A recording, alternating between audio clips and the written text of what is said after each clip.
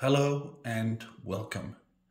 I'd like to share with you a really delicious appetizer, dates with cream cheese. It's really easy to make. You simply use cream cheese here, and with a knife you stuff the cream cheese into the date. Voila! And you can use any kind of cream cheese. I have used, for this one, Philadelphia. The dates differ in quality, I've experienced.